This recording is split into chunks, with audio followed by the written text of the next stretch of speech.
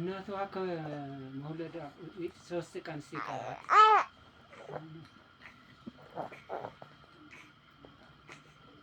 3 ቀን ሲቀራት ድንገት አመማት። ድንገት ሲያማት ሆስፒታል ገባች። የሰፈር ሰው ተረባርበው ሆስፒታል አስገቡ። እዛው አረፈችና እቺ ህፃን ደግሞ ተርፋለች። ሌላ ህፃን ነበር ከሷ ጋር ያኛው ማረፍ።